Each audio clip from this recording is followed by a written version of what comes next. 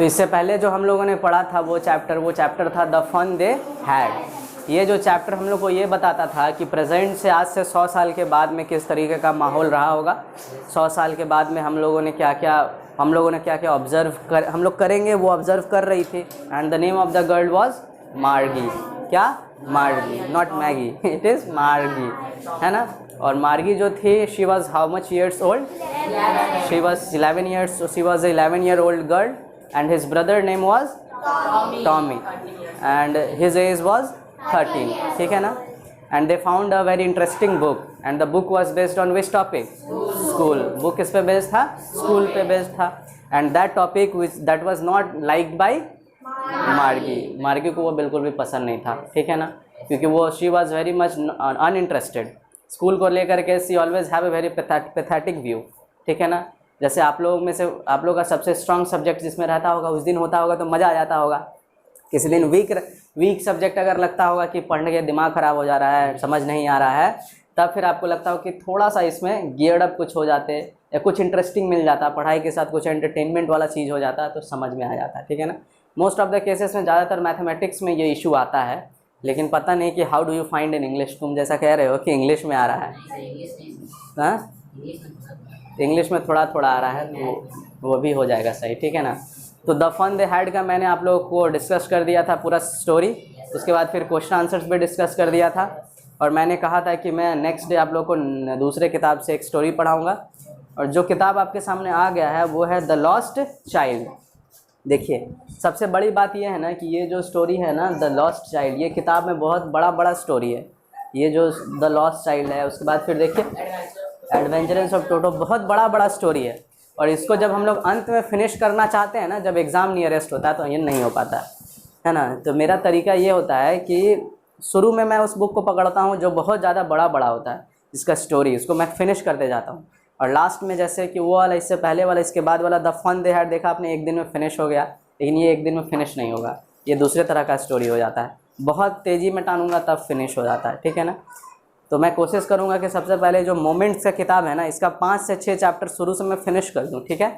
उसके बाद में फिर वो वाला जो बिहाइव वाला किताब है वो फिर मैं चलाऊं, ठीक है। और बिहाइव वाला किताब जो है उसमें छोटे छोटे स्टोरीज़ हैं, साउंड ऑफ म्यूज़िक है ना, द रोड नॉट टेकन है, ये सब पोएम्स है, ठीक है ना। तो हाँ, तो ये सब कुछ मैं करा दूँगा, ठीक है। तो आप लोग क्या कर लीजिए कि ओपन कर लीजिए अपना कॉपी को और ऊपर में दे दीजिए टाइटल द लॉस्ट चाइल्ड, है ना, the lost child, and it was written by Mulk Raj आनंद, है ना, it was written by Mulk Raj आनंद। वो नहीं लिखना है, बस लिखना है द लॉस्ट चाइल्ड और नीचे में लिख देना है मुल्क राज आनंद, ठीक है ना। इससे ये पता चलेगा that the story is written by a very particular person and the name of that person is Mulk Raj आनंद, ठीक है, ये आनंद, ठीक है। देखो हेडिंग दे दिया सब लोगों ने। तो इस तरीके से ये शुरू होता है, थोड़ा सा ओवरव्यू जो है ना इसके बारे में बताया गया है ना, कि स्टोरी में क्या है लिखा है। Child goes to a fair with his parents. एक बच्चा जो है ना वो जाता है कहाँ पर? फेयर में। कहाँ पर जाता है? मेले में जाता है। यहाँ पर फेयर दो तीन फेयर का मतलब हो जाता है ना। यहाँ लिखा है फेयर का मतलब FAIR, फेयर, इसका मतलब क्या हो जाता है? मेला, है ना। और एक होता है फेयर, क्या होता है? एक फेयर, फेयर का मतलब होता है जो सफ़ेद हो, पूरी तरीके से वाइट हो, ठीक है ना। तो सबका अलग अलग मीनिंग होगा, तो लिख लीजिए FAIR, फेयर। फेयर का मतलब यहाँ पर क्या हो जाएगा? मेला, ठीक है। हाँ, फेयर का मतलब क्या हो जाता है? मेला, ठीक है। He is happy and excited and wants the sweets and toys displayed there. और वो जो बच्चा जो है ना, वो जो जा रहा है वो काफ़ी ज़्यादा क्या है? हैप्पी है, काफ़ी ज़्यादा एक्साइटेड है, ठीक है ना, क्योंकि उसको लग रहा है कि जब वो जाएगा तो फिर वो चाहेगा, क्या चाहेगा? स्वीट्स चाहेगा, मिठाई, टॉयज़ चाहेगा, वही स्वीट्स और टॉयज जो वहाँ पर डिस्प्ले किए गए हैं, मतलब जो दिखाए गए हैं, ठीक है ना। तो यहाँ पर एक वर्ड आ जाता है एक्साइटेड। एक्साइटेड का सिनोनिम बता रहा हूँ, एंथुजियास्टिक होता है ना। पहले लिखिए excited, EXCITED, excited, TED, excited. Excited का मतलब क्या हो जाता है? उत्साह। हिंदी में लिख लीजिए उत्साह। ये वीडियो रिकॉर्डिंग हो रही है क्या? हाँ, रिकॉर्डिंग हो रही है, लाइव चल रहा है? रिकॉर्डिंग हो रही है, ओके, ठीक है। तो एक्साइटेड का मतलब क्या हो जाता है? उत्साह हो जाता है। लिख लिया हिंदी में उत्साह, कॉमा दे के लिख लीजिए इंथुजियास्टिक, ENTHUSIASTICS,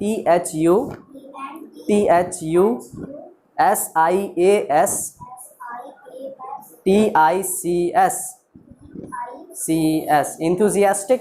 इसी से एक मिलता जुलता वर्ड हो जाता है इंथुजियाज्म, ठीक है ना, मतलब जो बहुत ज़्यादा खुशी अंदर से प्रदान करे, बहुत ज़्यादा जो जोश प्रदान करे, उसको बोलते हैं एक्साइटमेंट, उसी को बोलते हैं इंथुजियास्टिक, और उसी को बोलते हैं जेलस। लिख लीजिए ZEALOUS। तो ये सब जो चीज़ें हैं ना, ये होती है बाबू सिनोनिम। क्या होता है? सिनोनिम। हिंदी में इसको क्या कहते हैं? पर्यायवाची शब्द, है ना। और सिनोनिम का ऑपोजिट हो जाता है एंटोनिम, जिसको हम लोग क्या कहते हैं? विलोम शब्द, ठीक है ना, वही ना कहते हैं। तो यहाँ जेलस का मतलब किसी से जलना होता है, ये है ZEALOS हो गया।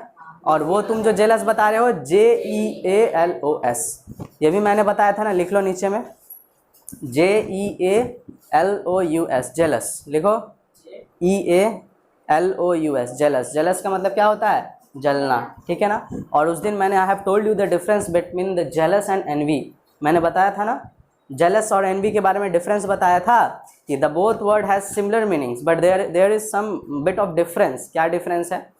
जेलस जो होता है ना बाबू, वो यूज़ होता है ऐसे जलन के लिए कि जो हम किसी चीज़ को खोना नहीं चाहते हैं, है ना। और दूसरा हो जाता है एनवी। एनवी का मतलब हो जाता है जो उसके पास में है वो हमारे पास में भी होना चाहिए। फॉर एग्जाम्पल कि जेलस किस बात से हो रहा है, दैट इज फॉर एग्जाम्पल तुमको इस बात कि तुम्हारी जो सिस्टर है ना, तुम अपने सिस्टर को खोना नहीं चाहते हो, तुम जलते हो इस बात को लेकर के। दूसरा चीज़ में तुम्हारे सिस्टर के पास में कोई पर्टिकुलर चीज़ मौजूद है, वो तुम चाहते हो वो तुम्हारे पास भी होना चाहिए, वो है एनवी।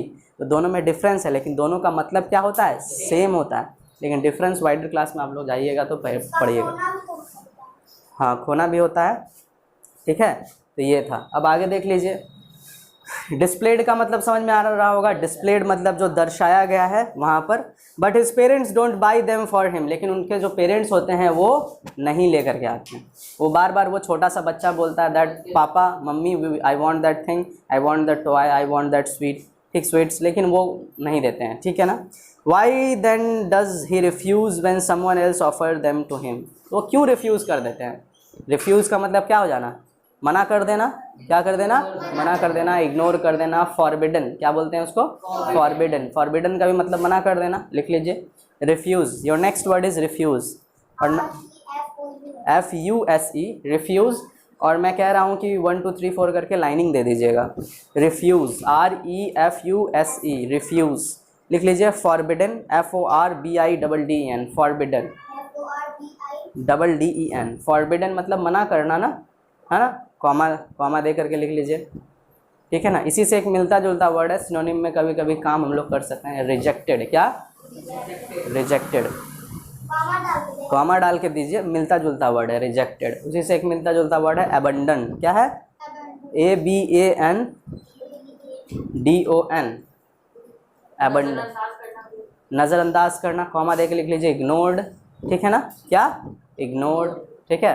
कॉमा दे के लिख लीजिए डिनाई, DENY, डिनाई, ठीक है। DENY, डिनाई कर दिए, है ना, डिनाई कर देना, उसी को भी तो कहते हैं रिफ्यूज़ कर देना ना। तो ये सब जो है वो यूज़ कर सकते हैं हम लोग जब चाहें, ठीक है। तो अब हम लोग देखते हैं कि क्या है आगे। अब स्टोरीज कुछ इस प्रकार से शुरू होता है, ध्यान से सुनिए। लिखा है it was the festival of spring. ये कौन सा फेस्टिवल था? स्प्रिंग सीजन कब आता है? बसंत ऋतु कब आता है?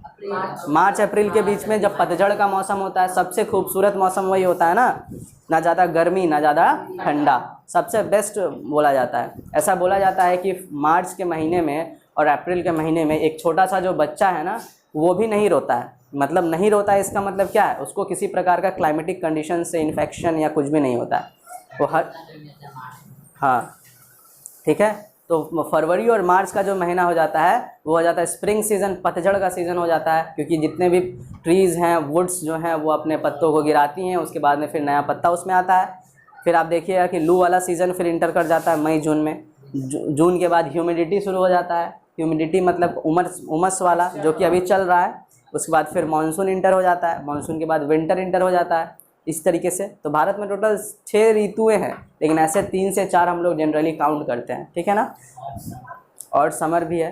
देखिए it was the festival of spring, तो उस टाइम पे किसका त्यौहार चल रहा था जी? स्प्रिंग का त्यौहार चल रहा था। From the विंट्री shades of narrow lens, और कैसा था? विंट्री शेड्स मतलब ठंडा ठंडा थोड़ा सा हवा चल रहा था, विंट्री शेड्स था। शेड का मतलब यही होता है ना, जो छप्पर होता है ना उसको कहते हैं, लेकिन यहाँ विंट्री शेड्स क्या, विंट्री एक एडजेक्टिव की तरह यूज़ किया गया है। और यहाँ पर ये बताया गया है कि जो शेड्स हो गई हैं ना, जो मौसम हो गई वो कंप्लीट विंट्री हो गई हैं, ठीक है। एंड एलाइज इमर्स्ड अ गेली क्लैड ह्यूमैनिटी, और वहाँ पर अगल बगल के लोग जो है ना काफ़ी ज़्यादा खुश हैं। तो यहाँ पर एक वर्ड आ जाता है गेली और एक वर्ड आ जाता है क्लैड, ठीक है ना। तो लिख लीजिए गेली, GAILY। गेली का मतलब क्या हो जाता है? GAILY। गैली का मतलब हो जाता है हैप्पीली, HAPPILY। और क्लैड, क्लैड का मतलब क्या हो जाता है? क्लोथेड, CLOTHED, क्लोथेड, ठीक है।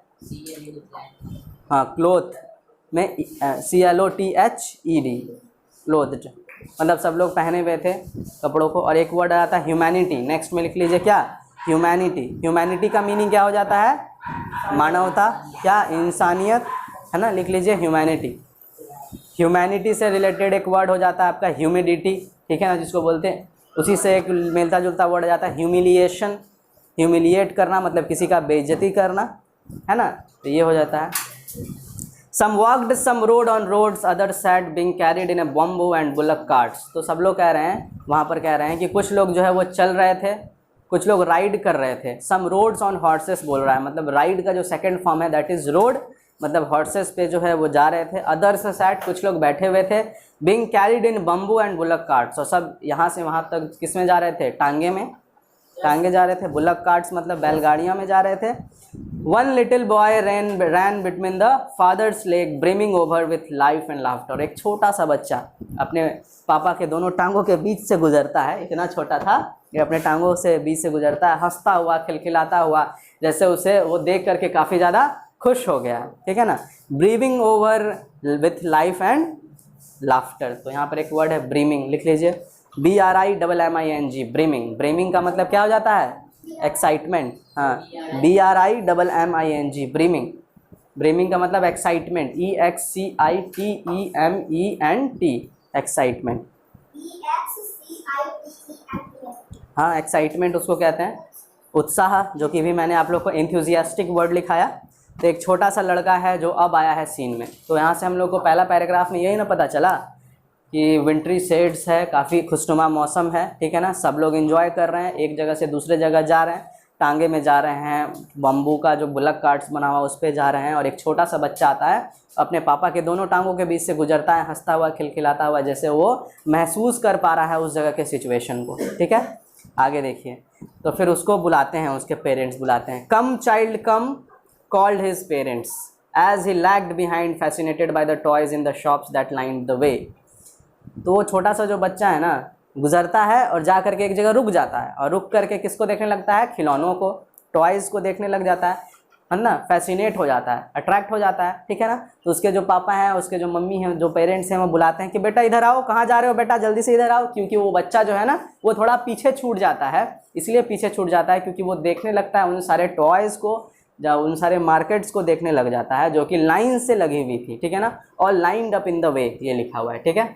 तो यहाँ पर एक वर्ड है क्या? फैसिनेटेड, लिख लीजिए FASCINATED, fascinate, FASCINATED, fascinated. Fascinated का मतलब क्या हो जाता है?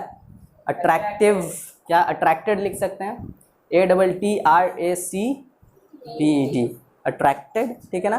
किसी से भी अट्रैक्ट हो जाना, उसी को बोलते हैं, किसी से भी फैसिनेट हो जाना, ठीक, आकर्षित हो जाना, ठीक है ना, उसी को कहते हैं, ठीक है ना। अब देखिए यहाँ पर लिखा है आगे, ही हरी टुवर्ड्स हिज पेरेंट्स। तो फिर जैसे ही उसके पापा ने, मम्मी ने बुलाया कि बेटा इधर आओ, कहाँ जा रहे हो, तो फिर वो जल्दी से हरी में अपने पेरेंट्स के पास में आता है। तो हरीड, हरीड का मतलब क्या होता है?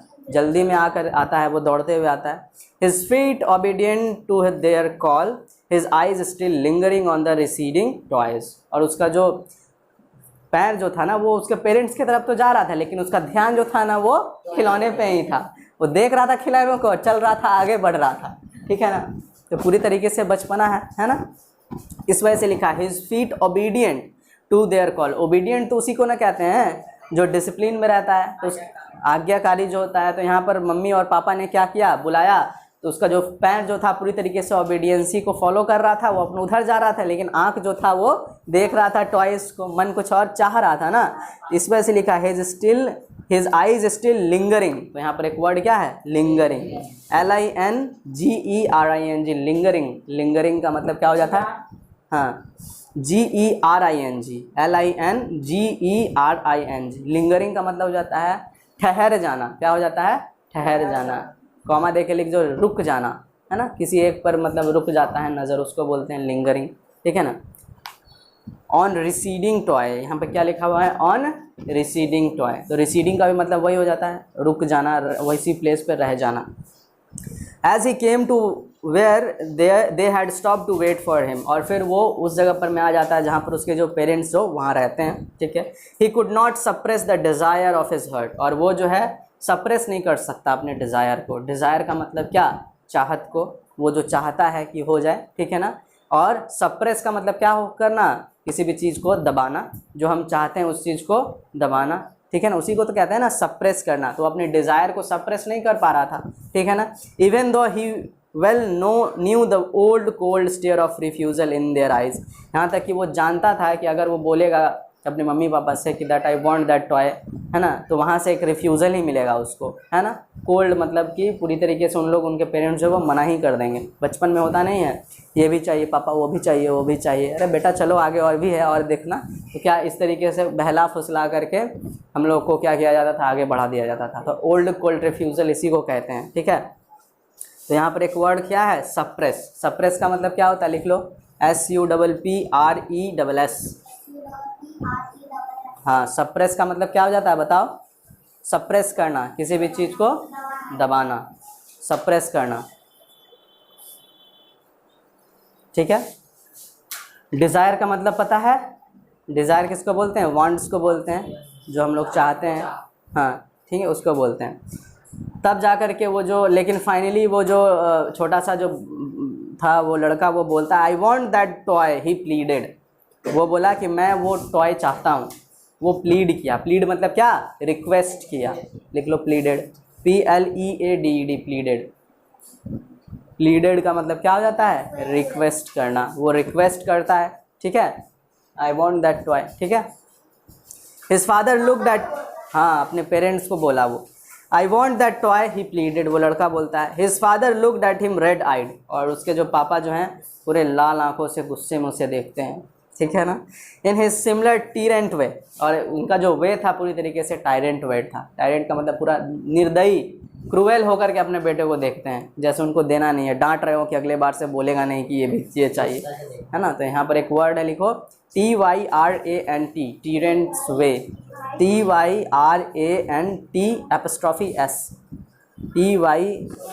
हाँ TYRANT'(S),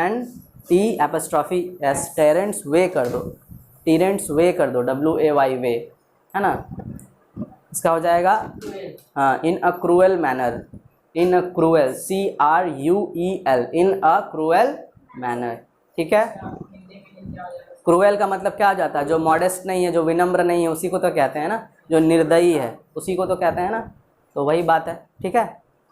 जो निर्दयी है, जो गुस्से में रहता है, जो हम्बल नहीं है ना, वो उसी को तो कहते हैं। जो टैक्टफुल नहीं है, टैक्टफुल का मतलब क्या हो जाता है, जो क्या है, जो विनम्र है, जो मॉडेस्ट है, तो उसी को तो हम लोग कहते हैं। तो उसके फादर जो है पूरी तरीके से उसको मना कर दिए कि बेटा आगे से बोलना नहीं कि ये चाहिए, ठीक है। His mother melted by the free spirit of the day was tender and giving him her finger to hold, लेकिन उसकी मम्मी जो है वो सोची कि बेटा को डांट पड़ गया तो हम कम से कम संभाल लेते हैं, तो वो क्या की, अपने बेटे को अपना उंगली दी कि बेटा चलो आगे, उंगली पकड़ करके, है ना, थोड़ा इमोशन के साथ में उसको बोली कि बेटा चलो आगे पकड़ करके, फ्री स्पिरिट के साथ में थोड़ा इनकरेज की। और फिर बोली कि look child what is before you, देखो बच्चे यहाँ पर क्या है तुम्हारे सामने, क्या है जल्दी से देखो। और वो बोल रहा था कि उसको एक टॉय चाहिए, वो बोला था, लेकिन ध्यान भटका रही है, तो वो look child what is before you, ठीक है ना। It was a flowering mustard field pale like melting gold as it swept across miles and miles of heaven land, और वो क्या बता रही है उसकी मम्मी कि सामने में क्या था, एक सरसों का खेत था, है ना, पूरा एक सरसों का खेत था, दूर दूर तक जैसे लग रहा था कि सोना पिघल गया है, मतलब वो तो येलो होता है ना, melting gold as it swept across miles and miles of even land. तो यहाँ पर एक वर्ड दिया गया है पेल, क्या लिया गया है, पेल, लिख लो PALE, पेल। पेल का मतलब हो जाता है, पेल का मतलब हो जाता है जो बीमार सा रहता है, बेचारा, लिख लो बेचारा, ठीक है ना, पेल उसी को कहते हैं, ठीक है ना। हाँ, pathetic, very good, pathetic, PATHETIC, pathetic बोलो। हाँ, पिटीफुल, हाँ बोल सकते हैं, पिटीफुल भी बोल सकते हैं, हेल्पलेस बोल सकते हैं। अच्छा लिखवाया था मैंने ये सब, ठीक है, वेरी गुड। तो वो इस तरीके से सिग्निफाई करती हैं, ठीक है। A group of dragonflies were bustling about on their gaudy purple wings. तो वहाँ पर एक और चीज़ था, सबसे पहले तो सरसों का खेत, और उस सरसों के खेत में लगा हुआ था सरसों का फूल, और सरसों के फूल के ऊपर में क्या था, dragon flies were bustling about it, वो क्या कर रहे थे, बस्टल कर रहे थे, घूम रहे थे इधर से उधर, ठीक है ना। On their gaudy purple wings, उनका जो विंग्स जो था, मतलब उनका जो पंख था वो गाउडी था। गाउडी का मतलब हो जाता है भड़कीला था, मतलब जो देख करके सामने से नज़र में आ जाए, उसी को क्या कहते हैं, गाउडी, लिख लो GAUDY। गाउडी का मतलब हो जाता है GAUDY, गाउडी का मतलब हो जाता है ह्यूज, ह्यूज HUG, ह्यूज, ठीक है ना, कॉमा देके लिख लीजिए, भड़कीला, ह्यूज, बड़ा जो हो उसको बोलते हैं ह्यूज, ठीक है ना, उसको गाउडी कहते हैं, और भड़कीला जो होता है उसको भी कहते हैं, लिख लो भड़कीला। ये सब सिनोनिम के केस में आ जाएगा, कॉम्प्रिहेंशन सेक्शन में हेल्प करता है ये सारी चीज़ें। Intercepting the flies of a lone black bee और butterfly in search of sweetness from the flowers. तो क्या कर रही थी, जितनी भी वहाँ पर जो बटरफ्लाइज थी वो क्या करेंगी, नेक्टर को लेंगी, वहाँ से क्या करती हैं, नेक्टर को लेती हैं, फिर ले जाकर शहद बनाएंगी, वही ना काम रहता है उनका, वही सब वहाँ प्रोसेस हो रहा था। The child followed them in the air with his gaze, और चाइल्ड जो है ना उसको देख रहा था, गेजिंग का मतलब देखना, देख रहा था एयर में, ठीक है ना, उन सारी चीज़ों को, सरसों के खेत को, उसके बाद में फिर बटरफ्लाई को, फिर वो ड्रैगन फ्लाइज था उसको देख रहा था। Till one of them would still its wings and rest and he would try to catch it, और फिर देखते देखते जैसे ही वो बैठ रही थी कहीं पर, बटरफ्लाई, या फिर बटरफ्लाई बोल रहा हूँ, वो ड्रैगन फ्लाइज, तो उसको पकड़ने की कोशिश कर रहा था, लेकिन वो पकड़ में नहीं आ रहा था। But it would go fluttering, लेकिन वो जो था वो fluttering, flapping up in the air, लेकिन वो उड़ते हुए दाएं बाएं की तरफ से वो चली जा रही थी, उसको पकड़ नहीं पा रहा था। When he had almost caught it in this hands then his mother gave a cautionary call. तो जैसे ही वो उसको लगा कि अब वो पकड़ लेगा, बस तुरंत उसकी मदर उधर से कॉशनरी कॉल दे देती है। कॉशनरी कॉल, ये कॉशनरी वर्ड जो आया यह है कॉशन से, सुने होंगे आप लोग, लिखा हुआ कभी कभी लिखा होता है बी कॉशियस, या कभी कभी बोल देते हैं कॉशन, CAUTION, कॉशन सुने होंगे, तो वहीं से वर्ड आया है, कॉशन से ही कॉशनरी। कॉशन का मतलब हो जाता है सावधान, क्या हो जाता है, सावधान, लिखिए CAUTION, कॉशन, CAUTION, कॉशन, है ना। तो कॉशन का मतलब क्या हो जाता है, सावधान। सावधान का मतलब ध्यान से सुनो जो भी बोला जा रहा है, ठीक है ना।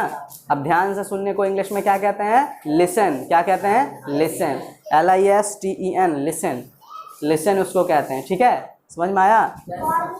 हाँ, वार्निंग, हाँ वार्निंग कह सकते हैं, लिख लो वार्निंग, क्वेश्चन में लिखो सिनोनिम में वार्निंग। केयरफुली नहीं, केयरफुली लिसन नहीं लगता है, लिसन के साथ कभी भी केयरफुली मत लगाना, क्योंकि लिसन का ही मतलब होता है ध्यान से सुनना, ठीक है। तो अगर ये जो बोलता है वो गलत है, ग्रामेटिकली इट इज़ रॉन्ग, ठीक है। लिसन केयरफुली कभी नहीं होता है। ये बोलना है कि hello guys please listen to me, ये कह दो, या गाइस प्लीज़ लिसन, ये है। बहुत लोग बोल देते हैं सर लोग कि दैट लिसन केयरफुली, ये हो जाता है गलत, ग्रामेटिकल एरर हो जाता है, क्योंकि लिसन का ही मतलब होता है ध्यान से सुनना, ध्यानपूर्वक सुनना, तो केयरफुली नहीं उसमें लगाया जाता है, ये सुपरफ्लुअस हो जाता है। आगे अगर आप लोग पढ़िएगा, है ना, हाई इंग्लिश, तब समझ में आएगा आपको, ठीक है। तो लिसन के साथ कभी केयरफुली नहीं लगाना, ठीक है, इट विल बी रॉन्ग। आगे देख लीजिए, come child come on the footpath. तो उसकी मम्मी जो है वो फिर से बुलाती है, जैसे ही वो पकड़ने जाता है उस ड्रैगन फ्लाई को, कि जल्दी से आओ, जल्दी से आओ, फुटपाथ पे आओ, ठीक है ना, तुम कहाँ भागे जा रहे हो, ठीक है ना। He ran towards his parents gaily and walked abreast from them abreast of them for a while, फिर जल्दी से वो भाग करके अपने हंसते हुए खेलते हुए, गेली का मीनिंग मैंने लिखवा दिया है ना, हंसते हुए खेलते हुए वो आता है और आ करके एब्रेस्ट ऑफ वाइल, एब्रेस्ट मतलब कि भागते हुए, है ना, आगे की ओर भागते हुए। बीइंग हाउएवर सून लेफ्ट बिहाइंड, लेकिन वो कितना भी भागने का कोशिश करता था वो पीछे ही रह जाता था, क्योंकि कुछ ना कुछ चीज़ उसको अट्रैक्ट कर लेता था। वही लिखा है, attracted by the little insects and worms along the footpath that were teeming out from their hiding place to enjoy the sunshine. तो बार बार उसके मम्मी पापा उसको बुलाते थे कि बेटा जल्दी से आओ, लेकिन वो बार बार पीछे ही छूट जाता था, क्योंकि उसको ध्यान जो है कभी बटरफ्लाई पे चल जाता था, कभी टॉयज़ पे चल जाता था, है ना, कभी ड्रैगन फ्लाइज पे चल जाता था। तो फुटपाथ पर आ करके भी वो पीछे ही रह गया, ठीक है ना। तो यहाँ पर एक वर्ड है, वो वर्ड का नाम है टीमिंग आउट, लिखो TEEMING, teeming out, MING, teeming out. Teeming out का मतलब धीरे धीरे से चलना, हाँ, टीमिंग आउट मतलब धीरे धीरे से चलना, धीरे धीरे से चलना, ठीक है। हाउएवर का मतलब पता है आप लोगों को, हालांकि या फिर भी, क्या, फिर भी, या फिर लेकिन, या फिर लेकिन, ये सब हो सकता है। मोर ओवर का मतलब जो लिख रहे हैं उसके एडिशन में कुछ कहना चाह रहे हैं तो मोर ओवर लगा देते हैं, और ज़्यादा करके, या उसी से रिलेटेड एक वर्ड है इन एडिशन टू दिस, ये सब कंजंक्शन है जो यूज़ हो जाता है, और इसी का एंटोनिम हो जाता है on the contrary, on the contrary, इसके जस्ट विपरीत में ये बात कहना चाहता हूँ। तो moreover, however, in addition to this, on the contrary, ठीक है ना, ये सब कंजंक्शंस हुआ, ये सब का इस्तेमाल कर सकते हो आप लोग राइटिंग में, ओके, ठीक है। आगे देख लीजिए, फिर से उसकी मम्मी जो और पापा जो हैं वो फिर से बुलाते हैं, come child come, his parents called from the sides of a grove where they had seated themselves on the edge of a well. तो वो पीछे बैठ रह जाता था, उसके मम्मी पापा आगे चल जाते थे, उसके मम्मी पापा एक जगह जा कर के बैठ गए थे कुएँ के पास में, ठीक है ना, कहाँ पर, कुएँ के पास में। ही रैन टुवर्ड्स देम, और वो क्या करता है, जल्दी से वहाँ पर जाता है, ठीक है ना। तो यहाँ पर एक वर्ड क्या है, शेड ऑफ ए ग्रूव, क्या लिखा है, ग्रोव, GROVE, ग्रोव का मतलब क्या हो जाता है, बताओ, क्राउड को कहते हैं, क्या, क्राउड, हाँ, क्राउड मतलब जो, क्राउड मतलब जो मेला जो लगा हुआ है उसमें जो, वही है क्राउड, ठीक है, ग्रोव, ठीक है। कॉमा दे के लिख लीजिए वुड्स, WOODS, वो वहाँ पर जो जंगल का जो एरिया है उसको भी ग्रोव कहते हैं हम लोग, ठीक है। आगे देख लीजिए, a shower of young flowers fell upon the child as he entered the grove. तो ग्रोव का मतलब एक और होता है, और एक और क्या होता है, वुड्स को कहते हैं, किसको कहते हैं, वुड्स, मतलब जो जंगल होता है ना उसको भी कहते हैं। तो WOODS कर रहे हैं तो इसका मतलब होता है वुड्स, वुड्स का मतलब हो जाता है जंगल, और WOOD वुड का मतलब हो जाता है लकड़ी, ठीक है ना। सिमिलर वे में आयरन होता है, आयरन का मतलब हो जाता है लोहा, और आयरन्स का मतलब क्या हो जाता है, बेड़ियाँ, क्या हो जाता है, बेड़ियाँ, जो हथकड़ियाँ जो लगा देते हैं। सिमिलर वे में वाटर, वाटर का मतलब क्या हो जाता है, पानी, और वाटर में एस लगा देते हैं, वाटर्स, इसका मतलब क्या हो जाता है, समुद्र, क्या हो जाता है, समुद्र, वेरी गुड, ठीक है। तो ऐसा कोई बोल देगा कि वाटर्स नहीं होता है तो उसको बताना है कि वाटर्स होता है, क्या बोलना है, वाटर्स होता है, लेकिन मीनिंग भी बताना है, ठीक है, समुद्र, ठीक है। उसी तरीके से यहाँ पर ग्रूव जो था ना, इसका मतलब क्या था, वुड्स, ठीक है ना। तो a shower of young flower fell upon the child as he entered the grove, वो जैसे ही उस फॉरेस्ट वाले एरिया में, उस वाले एरिया में घुसता है तो क्या हो जाता है, फ्लावर्स जो है ना वो उसके ऊपर आकर के गिरने लग जाते हैं।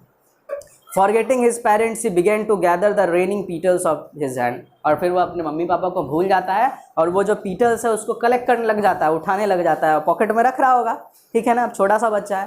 But lo he heard the cooing of the doves and ran towards his parents shouting, लेकिन जैसे ही वो सुनता है एक डव, क्या है, डव का आवाज़ जैसे ही सुनता है, ठीक है ना, तो वो उसका आवाज़ कैसा आ रहा था, कूइंग वाला आवाज़ आ रहा था, ठीक है, कूइंग वाला आवाज़। तो अचानक से वो डर जाता है, फिर वो मुस्कुरा देता है, और मुस्कुरा के भागते हुए अपने पेरेंट्स के पास जाता है, और पेरेंट्स के पास जाकर के क्या कहता है, the Dove the raining petals dropped from his forgotten hands.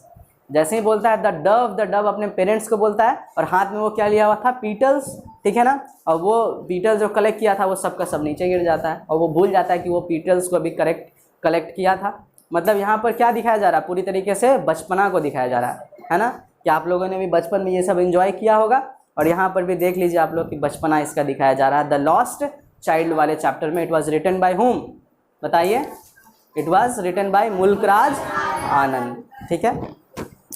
आगे बढ़ते हैं, पैराग्राफ आगे बढ़ रहा है। कब फिर से उसके मम्मी पापा बुलाते हैं, कम चाइल्ड कम, बार बार बुला रहे हैं, वो बार बार पीछे छूट जा रहा है। They call to the child who had now gone running in the wild capers round the banyan tree, and gathering him up they took the narrow winding footpaths which led to the fair through the mustard fields।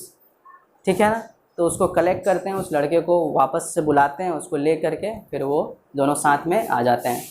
ठीक है, अब आगे देख लीजिए, next page में है, as they neared the village child could see many other footpaths full of throngs. ठीक है ना, तो जैसे ही उस लोग अब जो क्या है विलेज के नियरेस्ट में चले गए, विलेज मतलब जहाँ गांव है उसके नियरेस्ट में, जहाँ पर क्या है फुटपाथ है, फुल ऑफ थ्रॉन्ग्स। तो यहाँ पर एक वर्ड आ जाता है थ्रॉन्ग्स, लिख लीजिए THRONGS, थ्रॉन्ग्स। थ्रॉन्ग्स का मतलब हो जाता है NGS, थ्रॉन्ग्स का मतलब ग्रुप ऑफ पीपल, लोगों का जो क्राउड होता है उसको कहते हैं। कॉमा दे के लिख लीजिए क्राउड, क्या दे के लिख लीजिए क्राउड, CROWD, क्राउड। ठीक है ना, तो वहाँ पहुँचते हैं, could see many other footpaths full of throngs converging to the whirlpool of the fair, and felt at once repelled and fascinated by the confusion of world he was entering। जैसे ही वो inter करता है, that small boy when he enters into the crowd, वो देख करके एकदम पूरी तरीके से भौचक्का सा रह जाता है कि वो कौन से दुनिया में इंटर कर गया है। उसने तो कभी आज तक कितने लोगों को देखा ही नहीं था, अब वो देख रहा है तो वो आश्चर्यचकित हो गया देख करके। अब उसका वो ऐसा क्यों सोच रहा है, क्योंकि वो अभी होगा तो कितने साल का, 3 साल का 4 साल का होगा, है ना। 3 से 4 साल में पूरी दुनिया थोड़ी कोई देख लेता, नहीं देख लेता। तो यही कारण है कि वो देख करके वो सोचने लग जाता है कि मैं ऐसे कौन से दुनिया में आ गया हूँ यहाँ पर। नहीं, मेले में जाते टाइम, अभी मेला में नहीं पहुँचा है, अब वो मेले में जा रहा है। ठीक है, अब वो नियरेस्ट है मेले में। ठीक है, तब फिर जैसे ही मेले में पहुँचता है, फिर वहाँ पर दुकानें लगी हुई रहती हैं। ठीक है, तो दुकानें में सबसे पहला आ जाता है क्या, स्वीट मीट सेलर हॉग्ड। तो यहाँ पर एक स्वीट मीट जो सेलर है वो चिल्लाता है, वो बार बार एक ही बात को दोहराता है। जैसे सब्जी वाला नहीं बोलता है सब्जी ले लो सब्जी ले लो, उसी तरीके स्वीट मीट वाला क्या बोलता है, gulab jamun rasgulla barfi jalebi at the corner of the entrance, and a crowd pressed around his counter at the foot of an architecture of many coloured sweets decorated with the lips of silver and gold. ठीक है ना तो वो जो sweet meet जो बेच रहा था, स्वीट मीट का मतलब जो मिठाई जो बेच रहा था, वो बार बार इस बात को हॉक करता है और बोलता है क्या है, गुलाब जामुन रसगुल्ला बर्फ़ी जलेबी, गुलाब जामुन रसगुल्ला बर्फ़ी जलेबी। वो बार बार 2 से 3 बार रिपीट करता है ताकि लोग आएँ उसके पास में और वो लें। तो यहाँ पर एक वर्ड है हॉग्ड, लिख लीजिए HAWKED, हॉग्ड। हॉग्ड का मतलब क्या हो जाता है, KED, HAWKED। हॉग्ड का मतलब चिल्लाना, या हॉग्ड का मतलब हाँ शाउटिंग, यस शाउटिंग, या कॉमा दे के लिख लीजिए शाउटिंग। ठीक है ना, तो ये तो हो गया बहुत ज़ोर से चिल्लाना हो जाता है ना, बार बार बहुत ज़ोर से चिल्लाना। इसी का एक एंटोनिम होता है मर्मरिंग, पता है ना, धीरे धीरे धीरे धीरे मर्मरिंग। 2-3 लड़कियां आपस में बैठ जाती हैं तो शुरू हो जाती हैं, लड़के कम करते हैं लड़कियां ज़्यादा करती हैं, तो मर्मरिंग इसका एंटोनिम हो गया। क्या हो गया, एंटोनिम। ठीक है ना, तो वहाँ पर जिस तरीके से सजाया गया था काउंटर को, गुलाब जामुन का कलर देख लीजिए आप, वो ऑलमोस्ट रेड और ब्राउन का डीपेस्ट कलर में होगा, रसगुल्ला वाइट होगा, बर्फ़ी जो होगा वो वाइट होगा, वो काजू बर्फ़ी है या बादाम बर्फ़ी है, डिपेंड्स।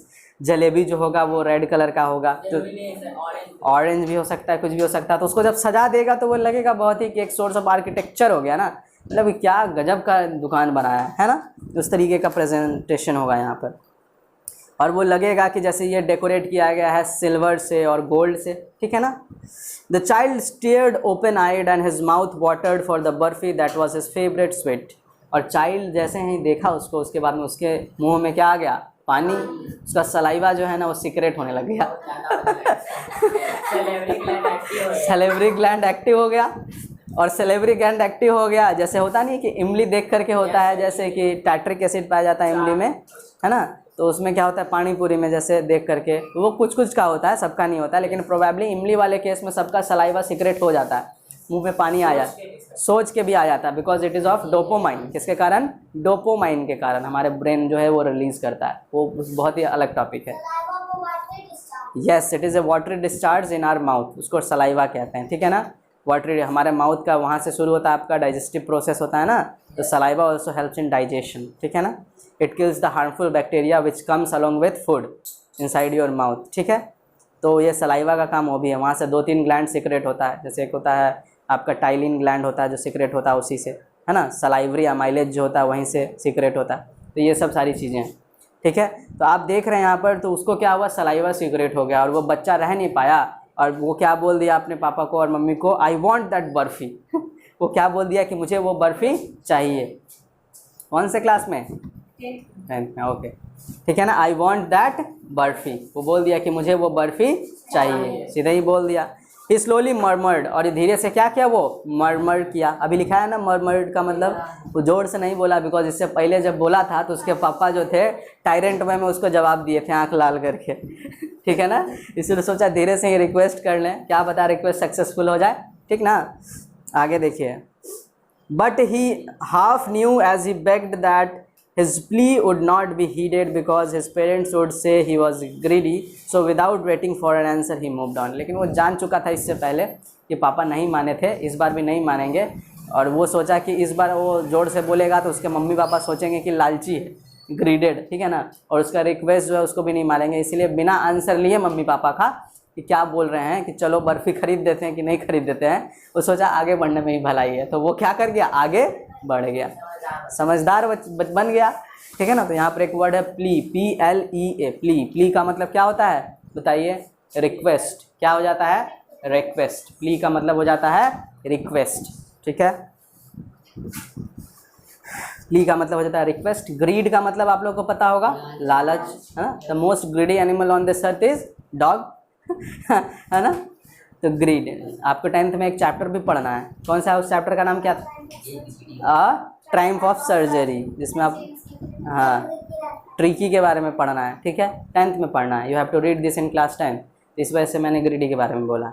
आगे देखिए, so without waiting for an answer he moved on, तो बिना आंसर लिए क्या हुआ कि वो आगे की ओर बढ़ गया जी। चलिए, अब फ्लावर सेलर हॉग्ड, अब फ्लावर का सेलर जो फूल बेचता है ना, अब उसकी बारी थी। जो फूल बेचने वाला जो था उसकी बारी थी। अब वो कहता है, हॉग्ड मतलब चिल्लाता है, बार बार एक ही चीज़ को रिपीट करता है ना। तो हॉग्ड का आप लिख लीजिए रीइटरेटेड, ये लिख लीजिए, हॉग्ड का जो है ना वो सिनोनिम है रीइटरेटेड, ठीक है ना। इटरेटेड, ITEREITERATED, रीइटरेटेड, री लिख लिया, इटरेटेड ITERATED, रीइटरेटेड। इसका मतलब होता है रिपीट करना, रिपीटेड क्या हो जाता है, हाँ, इसका रीइटरेटेड, इसका मतलब होता है रिपीट करना, बार बार एक ही बात को रिपीट करना, ठीक है। आगे देख लीजिए, फिर आगे देख लीजिए। तो जैसे ही एक फ्लावर सेलर जो था वो हॉग्ड किया, मतलब बार बार उसी चीज़ को रिपीट किया। क्या रिपीट किया, a garland of gulmohar, a garland of gulmohar. क्या बोला कि garland of gulmohar, a garland of gulmohar. The child seemed irresistibly drawn, और चाइल्ड जो है ना वो खुद को रोक नहीं पाया, ठीक है ना, वो और उसी की तरफ बढ़ा चला गया और देखते रहा।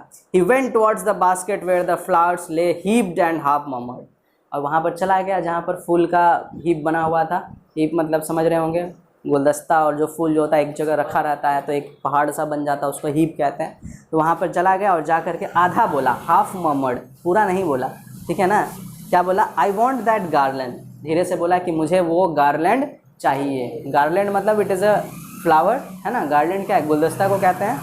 But he well knew his parents would refuse to buy him those flowers. तो वो जानता था इस बारे में कि अगर जैसे ही ये बोलेगा तो उसके मम्मी पापा जो हैं उसको फिर से मना कर देंगे, रिफ्यूज़ कर देंगे। इस वजह से उसने क्या किया, दे वुड से दे वर चीप, इस वजह से वो बोल दिया कि बहुत चीप फ्लावर है, लेने लायक नहीं। चीप का मतलब होता है सस्ता, और जो अच्छा ना हो, ठीक है, जो अच्छा ना हो। वो लोमड़ी वाला कहानी सुना है ना, कि जब लोमड़ी गया अंगूर तोड़ने के लिए तो हाइट बहुत बड़ा था, अंगूर खट्टा है। तो यही बात है कि जब यहाँ नहीं सक्सेस हो पाया तो बोल दिया कि चीप फ्लावर है, ठीक है ना, ऐसे कह दिया। तो समहाउ इंटेलिजेंट तो है ही लड़का थोड़ा, लोमड़ी चतुर था तो लड़का भी तो चालाकी है यहाँ पर, ठीक है। आगे, so without waiting for an answer he move down, वहाँ भी वो ज़्यादा आंसर नहीं रिसीव किया, ज़्यादा सोचा नहीं, अपने मम्मी पापा से कुछ बोला नहीं, और फिर वहाँ से भी आगे बढ़ गया। तो सबसे पहले इसको क्या मिला था, स्वीट मीट वाला, जहाँ पर स्वीट्स मिला था। दूसरी जगह पर क्या मिला था, फ्लावर्स मिला था। उससे पहले ना इंसेक्ट्स मिला था जब वो एंटर किया था, है ना, ये मिला था। और उससे पहले तो वो देख ही रहा था सारी चीज़ों को, वो ओवर अमेज्ड हो गया था देख करके कि कहाँ कौन सी दुनिया में वो आ गया है। A man stood holding a pole with yellow red green and purple balloon flying from it. अब थोड़ा सा आगे बढ़ता है तो एक बलून वाला मिलता है, और बलून वाला का man stood holding a pole, है ना, एक पोल में, विथ येलो, कैसा था balloon, yellow red green and purple balloon flying from it, और वो फ्लाई कर रहा था इधर से उधर। The child was simply carried away by the rainbow glory of their silken colours and he was filled with an overwhelming desire to possess them all. और चाइल्ड देख कर करके उसका बहुत ज़्यादा मन होने लग गया। अब बहुत लोग होते हैं छोटे बच्चे, बलून्स देख करके काफ़ी ज़्यादा फैसिनेट हो जाते हैं, है ना, ओवरवेल्म्ड हो जाते हैं, मतलब आश्चर्यचकित हो जाते हैं देख करके, अमेज्ड हो जाते हैं, ठीक ना, उसी को कहते हैं ओवरवेल्म। तो लिख लीजिए ओवरवेलमिंग, ओवरवेलमिंग, OVERWHELMING,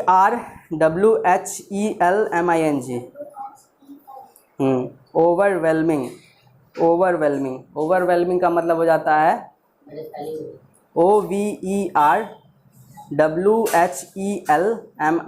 ओवरवेलमिंग का मतलब होता है स्ट्रॉन्ग, ओवरवेलमिंग का मतलब होता है स्ट्रॉन्ग, है ना, स्ट्रॉन्ग, बहुत ज़्यादा जो मजबूती दे उसको बोलते हैं ओवरवेलमिंग, ठीक है ना, ठीक है ना। जैसे इसके साथ कर सकते हैं ओवरवेलमिंग डिज़ायर, तो कह सकते हैं स्ट्रॉन्ग डिज़ायर, तो आप लिख सकते हैं स्ट्रॉन्ग डिज़ायर लिख लीजिए, है ना, ओवरवेलमिंग जिसको बोलते हैं। कॉमा दे के लिख लीजिए अमेज्ड, AMAZED, अमेज्ड, अमेज्ड को भी कहते हैं हम लोग, ठीक है ना, आश्चर्यचकित हो जाना और काफ़ी ज़्यादा फैसिनेट हो जाना, ठीक है ना।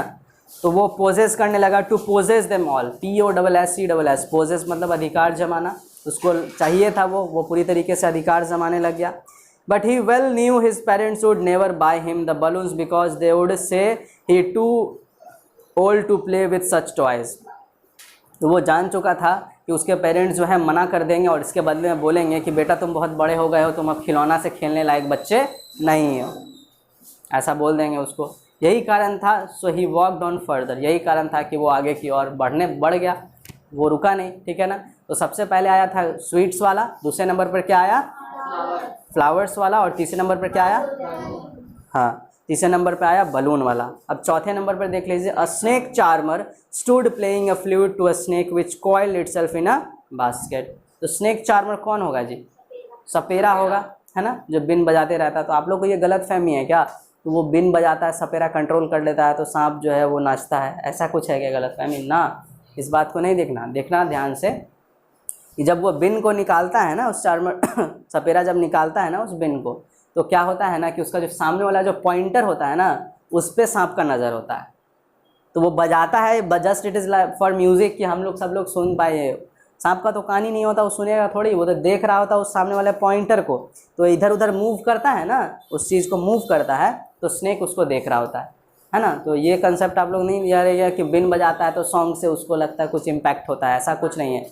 फॉर एग्जाम्पल अगर ऐसा है ना, तो अगर आप देखिएगा तो अपना जूता निकाल करके सांप के सामने भी सामने रखिएगा ना, तो जूता का जो फ्रंट पॉइंट है उसको देखता है, वो हमेशा वो फ्रंट पॉइंट को देखता है, इस वजह से बीन का जो है वो फ्रंट पॉइंट को देखता है, ठीक है, ध्यान में रखिएगा इस बात को। तीसरा बात, जो सांप जो होता है ना, अगर आपको काटता है तो आपका आर्टरीज में काट देता है, या वेन का ऊपर तो नस हो गया ना, वेन के अंदर क्या हो गया, आर्टरीज हो गया।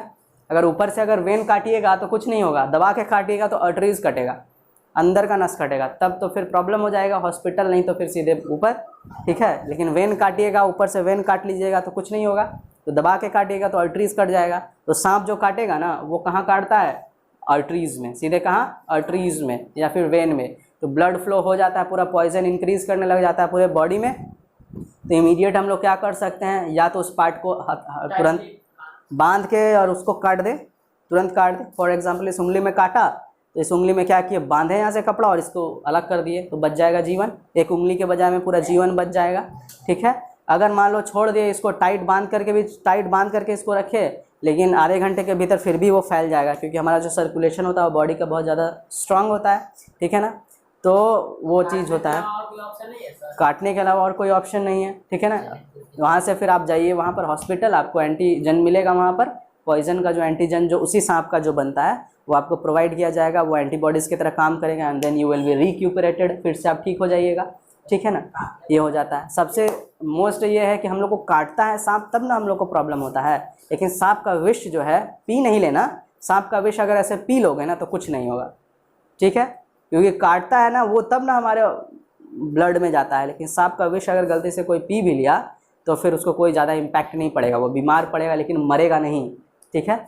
ये सारी चीज़ें हाँ नहीं देखना, कभी ऐसा नहीं करना, लेकिन बता रहा हूँ बिकॉज हमारे साइंस टीचर में ऐसा बताया था आज से 10 साल पहले। चलो आगे देख लो, लेट्स गो अहेड। देखो आगे फिर क्या होता है बाबू, the snake charmer stood playing a flute. तो फ्लूट किसको कहते हैं बताओ, बांसुरी को कहते हैं, तो बिन जो होता है उसको बांसुरी को कहते हैं। To a snake which coiled itself in a basket, एक छोटा सा बास्केट रहता है बाबू, है ना, उस बास्केट में सांप को लपेट करके रखा हुआ रहता है, सांप भी अच्छे से रहता है, उसको हटाता है तो सांप फिर अपना खड़ा करता है ना, फन को खड़ा करता है, अपना हेड को ऊपर दिखाता है, फिर सब लोग देखने के लिए भीड़ लगा देते हैं, फिर उसको बाहर निकालता है, बाहर निकाल करके फिर अपना फ्लूट को बजाता है, वो इधर उधर मूव करता है और एक कहानी बना लेता है और कोई भी कहानी सुनाते रहता है और आप लोग सुन करके उसको पैसा दे देते हैं। तो ये होता है स्नेक चार्मर का काम, जो कि मेला में किया जाता है, ठीक है। अब देखिए आगे क्या लिखा हुआ, its head raised in a graceful bend like the neck of a swan. और वो सांप का जो हेड जो था ना पूरी तरीके से ग्रेसफुल का मतलब क्या हो जाता है, जो देखने में खूबसूरत लगे उसको ना बोलते हैं ग्रेसफुल, ठीक है ना, और जो देखने में खूबसूरत नहीं होगा उसको बोलते हैं डेंटिफुल, ठीक है ना। तो ये था graceful. While the music stole into its invisible ears like the gentle rippling of the invisible waterfall. तो म्यूजिक जो है वो बजाया जा रहा था उस जगह पर में उस तरीके से जैसे कि वाटरफॉल।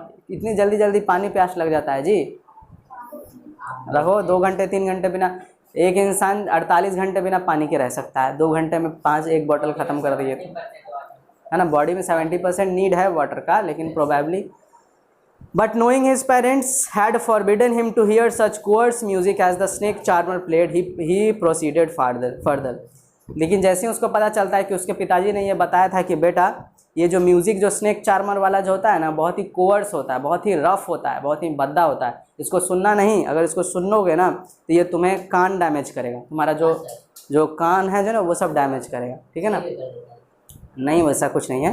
तो उस छोटे से बच्चे को ऐसा बोला गया था, इसलिए बोला गया होगा ताकि वो सांप से दूर रहे, ठीक है। तो यहाँ पर एक वर्ड है कोर्स, लिख लीजिए COARSE कोर्स। कोर्स का मतलब क्या हो जाता है, रफ, ROUGH रफ का मतलब भद्दा, रफ का मतलब क्या हो जाता है, भद्दा। लिख लीजिए जो प्लीजेंट ना हो, कॉमा देके लिख लीजिए अनप्लीजेंट, क्या लिख लीजिए अनप्लीजेंट, ठीक है, ठीक है।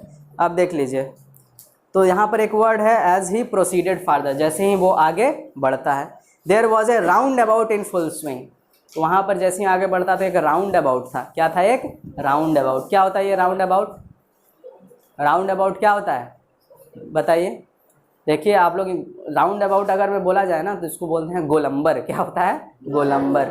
जैसे यहाँ से दिनकर गोलंबर है, ठीक है ना, तो उसको एक राउंड अबाउट कह सकते हैं, ठीक ना, हाँ उसको राउंड अबाउट बोलते हैं। हाँ तो राजेंद्र नगर राउंड अबाउट बोल देंगे इंग्लिश में, लेकिन कोई समझेगा नहीं ना। ऑटो वालों को बोलोगे कि राउंड अबाउट तक ले चलिए तो बोलेगा क्या बोल रहे हैं हिंदी में बताइए, लेकिन बोल दीजिएगा कि गोलंबर तक लेके चलिए तो वहाँ लेके जाएगा, ठीक है ना। You are a literate and that person is illiterate, ठीक है ना। लेकिन यहाँ पर मेला में राउंड अबाउट का मतलब क्या है, गोल वाला झूला, जो गोल जो झूला रहता है, जो सीट लगी हुई होती है उस पर बैठ करके छोटे बच्चे जो घूम लेते हैं, 10 बार घूम लेते हैं, 100 रुपये ले लेता है ना। तो वही राउंड अबाउट उसको कहते हैं, ठीक है ना।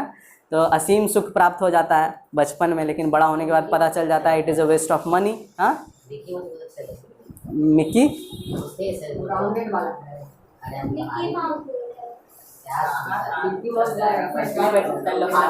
मिकी माउस का वो बना करके रखता है वो स्टैचू जिस पे बैठाता है, क्योंकि बच्चों को मिकी माउस काफ़ी पसंद है, टॉम एंड जेरी ये सब। अब उसके जगह पर सिंचैन का फोटो बना हुआ रहेगा तब पेरेंट्स बोलेंगे बेटा सिंचैन है, इस पे तो नहीं बैठाएंगे, है ना, सिंचैन के कंधे पे नहीं बैठाएंगे, है ना, ये कह सकते हैं। तो अब देखो आगे, अब आगे देखो तो there was a roundabout in full swing. तो एक क्या था, राउंड अबाउट था, बड़ा वाला जो चरखा जो रहता है वो राउंड अबाउट था, फुल स्विंग में घूम रहा था, है ना। तो सबसे बड़ा वाला जो चरखा होगा उस पर शायद आप लोग चढ़े होंगे, सबसे बड़ा जो होता है। मैं चढ़ा हूँ, हालत ख़राब हो जाता है एक टाइम पे जब नीचे की ओर आता है, तो चढ़ते वक्त दिक्कत नहीं होता है, लेकिन जब वो नीचे की ओर आएगा तो काफ़ी ज़्यादा दिक्कत होता है। लेकिन फिर 2 राउंड के बाद तीसरा राउंड से नॉर्मल हो जाता है, ठीक है ना। तो ऐसे, जबकि वहाँ कोई सेफ़ भी नहीं रहता, उतना सेफ्टी भी नहीं रहता है, बिल्कुल सेफ्टी नहीं रहता, ज़्यादा कुछ नहीं, एक हैंडल से पकड़ करके उसको बैठे रहिए, है ना। तो काफ़ी बार एक्सीडेंट भी होते हुए देखा गया है। तो वहाँ पर मेला में, हाँ राजगीर में हो गया था, झूला ही टूट गया था। वैसे ये बहुत बड़ा हादसा हो सकता है। तो यहाँ पर राउंड अबाउट जो था वो फुल स्विंग में था, पूरी तरीके से चल रहा था। Men, women and children carried away in a whirling motion. Whirling मतलब circular motion. Sigged and cried with dizzy laughter. और sigged का मतलब हो जाता है थोड़े से, मतलब कि डरे हुए थे, ठीक है ना। सिरकर का मतलब हो जाता है जी चुराना, सही बता रहे हैं। एक होता है बाबू स्केपिस्ट, क्या होता है स्केपिस्ट, एक होता है सिरकर। देखो स्केप का मतलब हो जाता है भाग जाना, स्केप का मतलब क्या हो जाता है छिप जाना या भाग जाना। फॉर एग्जाम्पल कोई अटैक करने आ रहा है तुम्हारे एम्पायर में या तुम्हारे टेरिटरी में, तुम क्या करोगे, भाग जाओगे, भाग जाओगे। अगर बहुत पावरफुल रहा है, अलेक्जेंडर जैसा राजा रहा तो भाग जाओगे ना, ठीक है ना। तो उसको बोलते हैं स्कैपिस्ट, क्या बोलते हैं, क्या अशोक रहेगा। तो ये सब तो मैं बता रहा हूँ। तो स्केपिस्ट उसको बोलते हैं जो भाग जाता है। लेकिन उसी से एक मिलता जुलता वर्ड है सिरकर, क्या है सिरकर। इसका मतलब होता है काम से जी चुराना, क्या होता है काम से जी चुराना। लेकिन इसका भी मतलब कहीं ना कहीं यही ना होता है कि किसी चीज़ से भाग जाना, मतलब काम से भाग जाना, वही ना कहते हैं। तो दोनों का अलग अलग मीनिंग है, लेकिन कहीं कहीं सेम हो जाता है। Shrieked and cried with dizzy laughter, ठीक है ना, थोड़े डरे हुए से हैं, सहमे हुए से, लेकिन फिर भी मुस्कुरा रहे हैं, ठीक है। The child watch them intently and he made a bold request. और उसके बाद में फिर ध्यान से देखता और देख करके, सीधा होकर बैठो, ध्यान से देखता और ध्यान से देख करके क्या करता है, एक बोल्ड रिक्वेस्ट बोलता है, ठीक है ना। बोल्ड रिक्वेस्ट मतलब रिक्वेस्ट करता है, क्या रिक्वेस्ट करता है, I want to go on the roundabout अबाउट, बोलता है कि मुझे उस राउंड अबाउट पे चढ़ना है। अपने पेरेंट्स से बोलता है प्लीज़ फादर मदर, और इस बार तो बोल दिया पूरा, इस बार तो पूरा बोल दिया, please father and mother. There was no reply, लेकिन उधर से कोई भी रिप्लाई था नहीं था। He turn to look at his parents, वो देखता है अपने पेरेंट्स के ऊपर कि क्या पेरेंट्स जवाब देते हैं उसको कि बेटा चलो चढ़ा देते हैं, घूम लेना। लेकिन वो टर्न होता है, they were not there ahead of him. लेकिन जैसे ही वो टर्न होता है बोलने के लिए तो देखता है कि उसके पेरेंट्स वहाँ पर हैं ही नहीं, उसके पेरेंट्स कहीं और है, ठीक है ना। वो राउंड अबाउट को देख रहा होता है, राउंड अबाउट को देखने के बाद में देखते देखते बोलता है कि मुझे इस पर चढ़ना है, फादर मदर प्लीज़ मुझे इस पर चढ़ना है।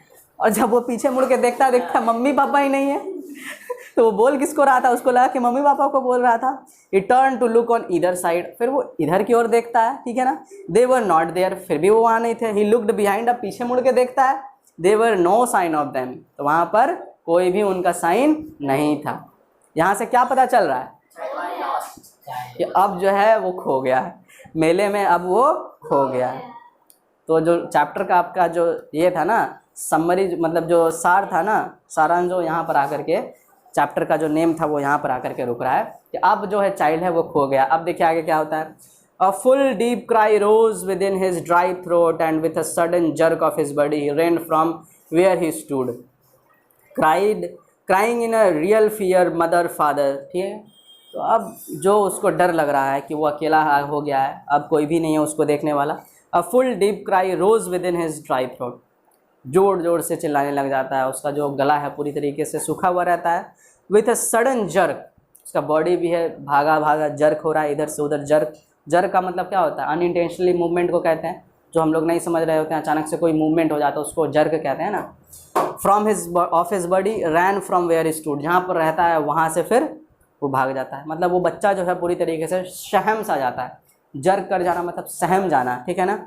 वो रोने लगता है खड़े होकर, क्राइंग इन रियल फियर, डर जाता है काफ़ी ज़्यादा, ठीक है। मदर फादर, जोर जोर से चिल्लाने लगता है। Tears rolled down from his eyes, और जो आंसू जो है ना उसकी आंखों से गिरने लगते हैं, गंगा बहने लगती है ठीक है। आगे देखिए उसके बाद में फिर क्या होता है। थॉट एंड फियर्स, काफ़ी ज़्यादा वो गर्म हो जाता है, फिर गुस्से में हो जाता है। As his flushed face was convulsed with fear, पूरी तरीके से भरा हुआ रहता है। तो यहाँ पर एक वर्ड है फियर्स, FIERCE, फियर्स लिख लीजिए, CE फियर्स, FIERCE, फियर्स का मतलब क्या होता है एंग्री, क्या हो जाता है एंग्री, काफ़ी ज़्यादा गुस्से में हो जाता है वो, ठीक है ना। आगे देखिए क्या लिखा हुआ है, पैनिक स्ट्रिकन। पैनिक का मतलब क्या आ जाता है बताइए, घबराना। समस्या को बोलते हैं पैनिक, बोलते हैं ना डोंट पैनिक, ऐसे बोलते हैं ना डोंट पैनिक, मतलब ज़्यादा घबराओ नहीं, ठीक है ना। He ran to one side first and then to other, वो एक साइड में दौड़ता है फिर वो दूसरे साइड में दौड़ता है, और फिर लिखा हुआ है then to the other hither and thither in all the directions, ठीक है ना। तो यहाँ पर एक ईडियम आ जाता है, लिख लीजिए hither and thither, HITHER, hither, HER, repeat नहीं करो, एक बार सुनो, HITHER and THITHER, hither and thither, ठीक है, लिख ली ना बाबू, THITHER, हिदर एंड तीदर। ये एक तरह का ईडियम है, मुहावरे जिसको बोलते हैं, इसका मतलब होता है हेयर एंड देयर, लिख लीजिए हेयर एंड देयर। फिर वो इधर देखता है फिर वो उधर देखता है, उसको नहीं मिलता है। In all directions knowing not where to go, अब उसको ये भी नहीं समझ में आ रहा है कब वो कहाँ जाएगा, इधर जाएगा कि उधर जाएगा, कहाँ पर जाएगा, ठीक है ना। मदर फादर ही वेल्ड, और वो फिर वो रोते रोते चिल्लाने लग जाता है, मम्मी को याद कर रहा है, फादर को याद कर रहा है। His yellow turban came untidy and his clothes become muddy, और उसका जो येलो टर्बन जो रहता है वो अनटाइड हो जाता है, जो बंधा हुआ रहता है वो खुल जाता है, and his clothes become muddy, और उसका जो कपड़ा है वो पूरी तरीके से गंदा हो जाता है, क्या हो जाता है, मडी हो जाता है, ठीक है। तो आज के लिए पैराग्राफ यहीं पर रहेगा, ठीक है। देखिए टोटल कितना वर्ड मीनिंग हुआ, एक बार देख लीजिए सारे वर्ड्स को, और कहीं कोई प्रॉब्लम है तो पूछिए। टोटल 25, टोटल 26 वर्ड्स है टोटल आपका। देख लीजिए पूरे वर्ड्स को एक बार, और बुक देख लीजिए। आप लोग बुक क्यों नहीं ला रहे हैं? हाँ हाँ, स्कूल में जमा है तो यहाँ कोचिंग में नहीं होगा पढ़ाई, बताइए। हाँ देख लीजिए, हॉक जो है वो 2 बार है क्या? ठीक है, चलो ये सुनो, बैठो अभी, वेयर आर यू गोइंग? तुम लोग गजब हो यार, कुछ बोला टीचर, कोई कुछ बोला नहीं तुम लोग, देना वो। तो अब हम लोग थोड़ा सा देखेंगे राइटिंग का कॉम्प्रिहेंशन, क्या देखेंगे, कॉम्प्रिहेंशन, ठीक है ना। तो एक कुछ मैं आप लोग को होमवर्क दे दूंगा, वो आप लोग को करके आना है, ठीक है ना। तो एक राइटिंग का कॉम्प्रिहेंशन में आता है आर्टिकल राइटिंग, क्या आता है, आर्टिकल राइटिंग। तो आर्टिकल राइटिंग काफ़ी ज़्यादा फेमस टॉपिक है, क्लास 10th में भी आ जाता है, क्लास 9th में भी आ जाता है, पूछ लेते हैं लोग, है ना, बोर्ड में जब मन तब पूछ लेते हैं, ठीक है ना। तो आर्टिकल राइटिंग लिखने के लिए क्या होता है, सबसे पहले क्वेश्चन पे फोकस रखना पड़ता है, ठीक है। क्वेश्चन जो दिया रहता है उसी क्वेश्चन में से एक हम लोग को टाइटल निकालना रहता है, और नीचे में जो भी जो लिखने के लिए क्वेश्चन में दिया रहता है और उसके हिसाब से लिखा जाता है। तो एक क्वेश्चन लिखवा रहा हूँ आर्टिकल राइटिंग के लिए, लिख लीजिए you are Yogesh comma Yogita. Article writing, you do not have pen, then why are you writing with pencil? तो क्या हुआ, use pen. You are Yogesh slash Yogita, Yogesh, you are Yogesh slash Yogita, you are Yogesh slash Yogita, slash दे दिया।